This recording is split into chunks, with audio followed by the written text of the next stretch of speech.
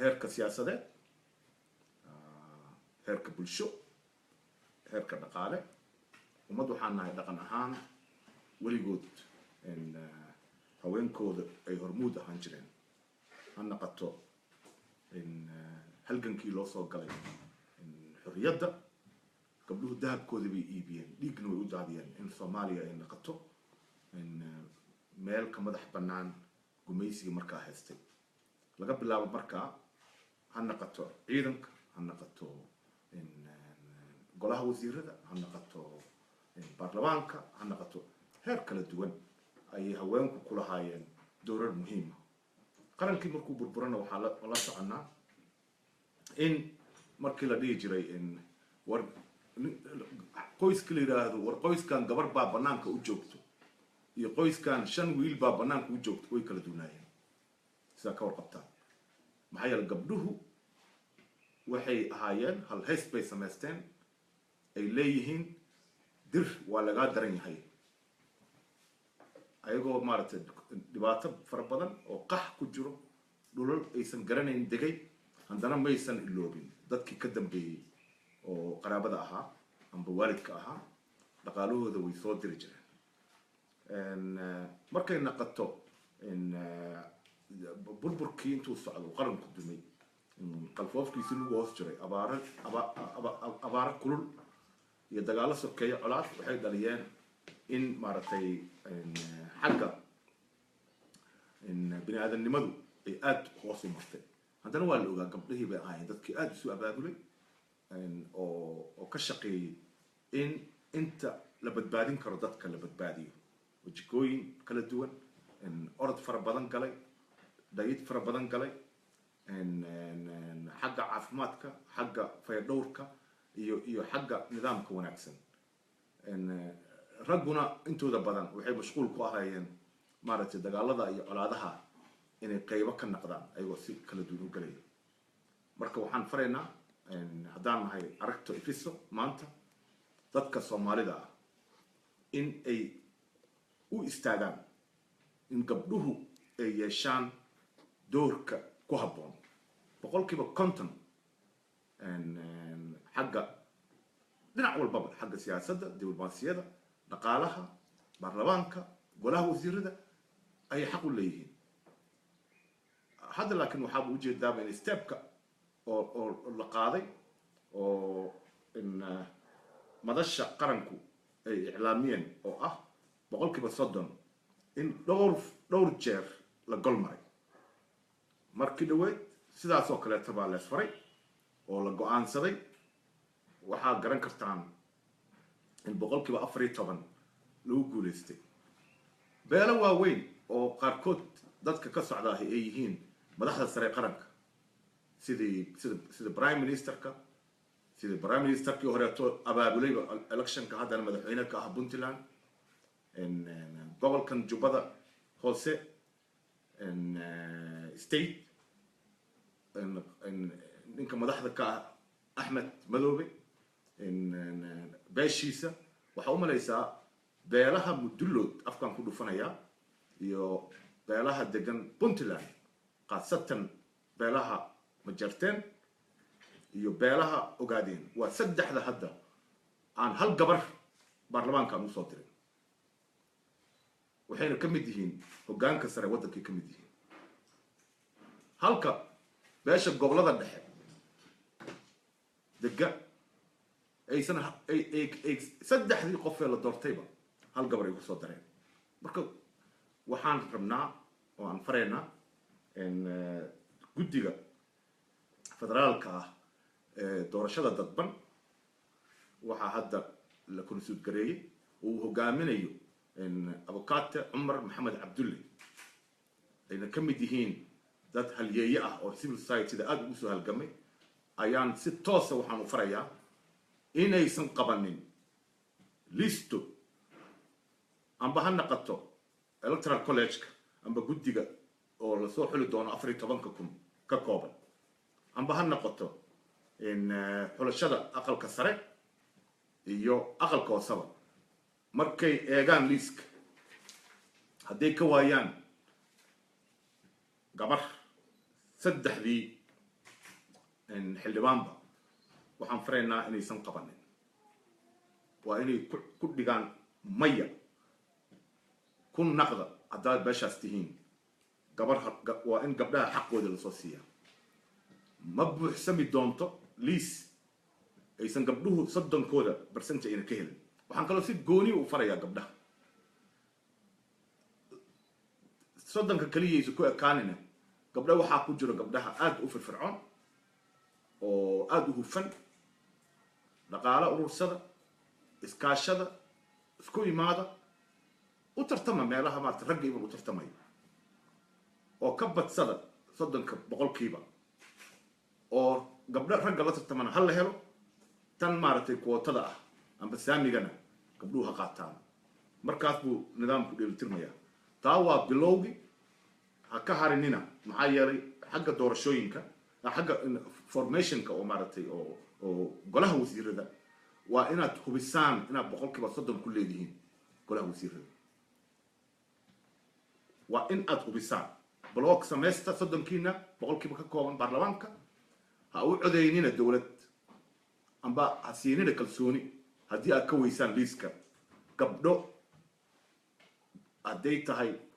20 wasiir waa in at least ay ku jiraan 30% gabdha ah marka taana waxaan farayaa gabdhaha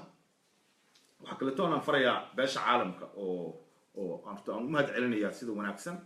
ay Soomaalida ugu daadihinayaan dhanka dimuqraadiyadda iyo nabadda waxaan farayaa ayagana oo dhaqaalana ku bixinaya processka iminka socdo waxaan farayaa inay si cad loo sheegaa loona fuliyaa inay tahay biyo kama dhibcaan in gabdhuhu ay helaan xaqa ay leeyihiin oo hadda iminka madasha hoggaanku uu qalinka ku duugay markay taariikhdu ay ahayd bishan September la fahanteedii maartay shirka ugu dambeeyay ay yeesheen taas way waxaan maanta meeshan u fadhino oo aan baaqa fareyno waxaan kaleeto aan si gooni aan ula hadlayaa saxufiyiinta madaxa bannaan meel kasta ay joogaan iyo dadka waxgaradka ee Soomaalida dhammaantood waa in dhulka la dhigaa oo laga adkaadaa gabdhaha kursiga qabiilo qaar ay ku hayaan oo la leeyahay gabar baan meel u dirayaa miya gabadhu waa hormuud haddaan meel loo dirin cid meel aadi karaysa ma jirto marka waa in aad features aad ka samaysaan warar aad ka soo bandhigtaan doorka gabdhuhu ay ku leeyihiin horumarinta bulshada gabdhaha musharaxiinta ah iyo gabdhaha hormuudka ah waa inaad profile u samaysaan oo aad waraysataan oo aad ka sheekaysaan waxqabadkooda oo aad ka sheekaysaan wanaagooda waa dad wanaagsan way gabdhaheena marka arrintaa baan ayagana farayaa bahda saxaafadda gabdhaha la fahantoodana waa inay istaagaan oo halganka aysan ka gaabsan ay u istaagaan ay dhahaan haddii aan 30 la helin xulasho ma jirto baarlamaanna ma jiro 30keena meesha hala dhigo waa inay gabdhuhu ay dhahaan assalaamu calaykum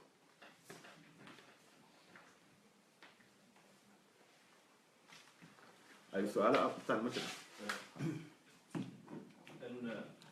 هذا ما سنتهي مودة الدنيا ما دام أي جزء طبعاً كسوماليا ما دام بروسيس أو awareness على سمين ذاتك جودها إيو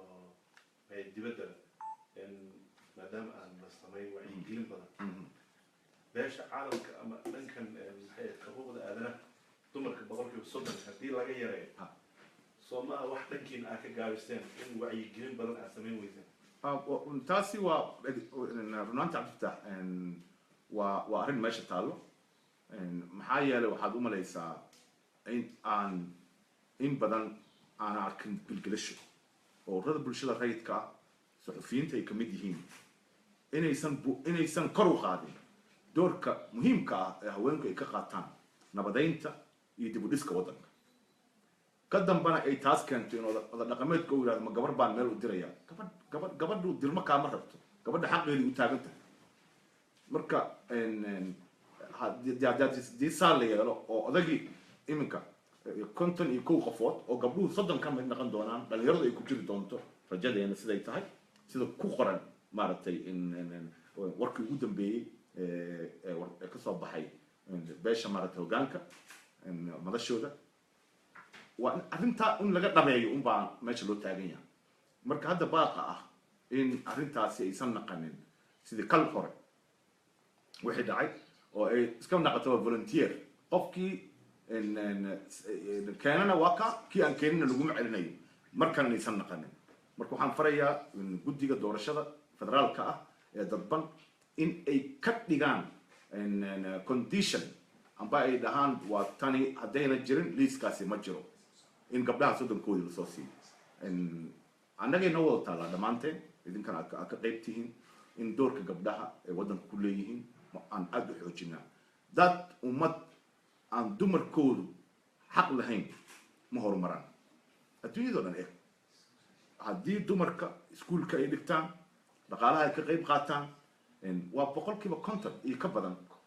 maad ka dhigi kartaa dadaan waxba ku turbud karayn lagama dhigi karayn marka gabdhaha doorkooda soomaalida dhaqankeeda weligeed buu lahaa in aad loo adkeeyaa siyaasadduna waa ka mid doorkooda maxaa yeelay waa inay qofku iska arkaa meel walba gabdhuhu waa inay naqdaan ay leeyihiin hoggaan ay higsanaan leeyihiin iskuulka la geeyaa gabdhaha loo hormariyaa aan laga reebin wiilasha waalidku maaragtay si dhaqaalo ku bixiya gabdhaha waxbarashadooda investment la geliya waxa weeye waa door cajiib ah dadku waxay yiraahdaan waxay qaadataa tuulo in gabar wax la baro laakiin in wiil wax la baro wuxuu qaataa kaliya hal qof maxaa yeelay gabdhuhu waxaa dhici karaysa inay reerkoo dhan wax bar haddii gabadhu hadday wax taqaano reerkoo idilna waxbuu yaqaanaa maxaa yeelay hooyadu waxa weeye as-aaska maaragtay aqoonta iyo nabadda iyo caafimaadka iyo dhaqaalaha dhammaan marka cabdifataax waa runta laakiin hadda waxaan farayaa ururada bulshada saxufiyiinta in ay si toos ah halgankan ay ugu darsadaan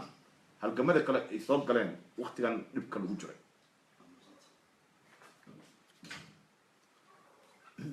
midaan raacsanahay waxaa jiray in badan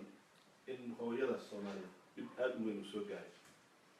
xilligii dagaalada iyadaa ku hartay qoyska xilligii dhaqaalaha iyadaa qoyska dhaqaalaha soo gaarsaayay ilaa hadda dhibku waa jiraan hadda ay qaxaan iyada carruurta la qaxaysa oo ninku ama qorigu qaaday ama dhibka asagaa wax ka wada marka taas maadaama ay jirto maxaa looga kordhin waaya 30% oo loo siin waaya 50% hadda diinta oo gashaa 50 taas weeye watan marka hore loo socdo laakiin hadda process bay arrintan ku dhacday oo taasi inay noqotaa denominatorka ugu hooseeya minimum 30% in la yiraahdo laakiin maximum ilaa 50 hadda maaragtay waddankan la yiraahdo Rwanda oo burbur aad u baahnay ka soo kabtay waa garan kartaa xawliga horumareed mid bulsho iyo mid dhaqaale iyo mid maaragtay dib u heshiisiin iyo mid horumarneed oo ku dhaqaaqay tusaale u diin Afrika maxaa yeelay boqolkiiba 50 gabdhuhu baarlamaankana waa ku jiraan golihii wasiirada ay ku jiraan dhinac walba oo waddanka maamulkiisa ah ay qayb ka qaataan marka hadda horumarkaas ma gaari lahayn muddada kooban Rwanda hadday dumarkooda ay dhihi lahaayeen waxba ma yihiin jooga laakiin dumarka safka hore bay keensadeen dumarkii raggi baa isla waday waa la qabtay shaqaa la qabtay dadka Rwanda tago way garan karaan caasimadooda Kigali markaa tagto sida ay u tahay nabad sida ay u qurux badan tahay waxa weeye waa ubax baxaya weey nadaafadda amniga dhammaan gabdhuhu door bay ka qaataan marka waa in doorkooda la siiyaa ugu dambeyntii mudane Dr. Xasan Shire maxay tahay waxa ay bulshada caalamka ka yeelayso haddii beelaha qaar ay ka dhaga adeegaan in ay liiska xubnaha baarlamaanka ay usoo gudbisanayaan ay ku dari waayaan gabdho liis ma jiraba haddayna gabdhuhu aysan xaqooda ayna helin taas waa asaaska waxaan leenahay maxaa yeelay hadda beesha caalamku waa korjoogyaal bay ka yihiin sa annagana korjoogyaal u noqon doono u aadi doono doorashada markay dhacayso laakiin arrinta waxay u taalaa dadka Soomaalida particularly guddigan federaalka ah ee doorashooyinka dadban in aysan qabanin liis oosan gabdhaha xaqoodii una ka muuqanin waa taa taabay marka waxay keenaysaa in shuruudda koowaad bayba taaba liiskan kaamil maaha dib ula laabo dadka facebook su'aalo badan kaa soo weydiiyay waxaa ka mid ah Daahir su-aasha Cali. aan arkay waxay ku weydiinayaan in wadamada dariska Soomaaliya ay faragelin ku leeyihiin xildhibaanada soo xiristaankooda ay rag iyaga wataan oo taas bedelkeedu ay ku waayeen haween badan ee qoondadii ay ka baqayaan maxay tahay idinku leedahay ku weydiinayaan dadka anigu waxaan ogahay dowladdan baan aan isragnaa si clear oo cad ay uga warqabaan arrimaha Soomaaliya oo xaggeeda gudaha siyaasadda faragelin uma baahno dad walaalo ah oo noo yimid baa tihiin xilli aad u dhib badan waa idin mahad celinaynaa inaad dhiig iyo naf baa noo daadisaan laakiin macnaheeda maaha inaad la kala safataan ishardanka siyaasadeed oo waddanka Soomaalida ka jiro dadka Soomaalida bay u taallaa daas waa in anigu maaragtay aanba uga dhigaynba muhiimadda aan u siinayn dadkan maaragtay ajnabiga ah amba ha ahaadaan deeq bixiye amba ha ahaado dadkan maaragtay gudaha ku jiro arrinta Soomaali bay u taallaa waxaan ogahay dowladda Uganda waa faran tahay ninka ugu sarreeya madaxweyne Museveni ilaa iyo qofka safiirka ah joogo dhammaantood dadka Soomaalida u sheegaan waxay dhahaan meesha dhalada cad waxa ku ridanaysiin cid oo dhaxgali karta idinkuma jirto Soomaali waa soo taqaaniin annaga cidna la safan mayno taas baan ka codsanayaa dowladaha kale to dariskaana inay arrimaha Soomaaliya siyaasadeeda iyo talaabqaadkeeda in loo daayo dadka Soomaalida ah arrinkana wuxuu ka guntamaaba hadda ay taagan tahay guddiga dadban ee federaalka ah ee doorashooyinka arrintaas arrinku meeshaas ka guntamaa meeshaas weeye meesha ay leeyihiin enforcer ayagaa bixinaya shahaadada wax lagu naqdo markan shahaadadaasi waa inaan la siinin beel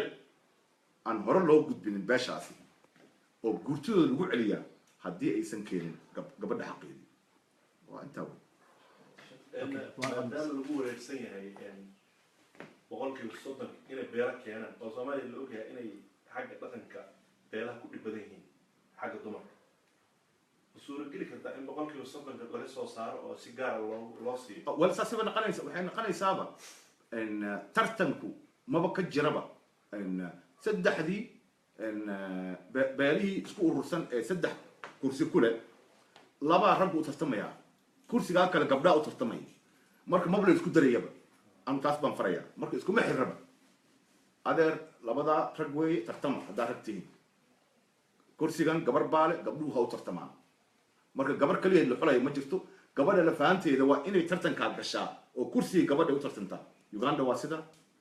la socotiin district kasto waxay qabtaa maartay gabar oo MP ah laakiin tartan bay galaan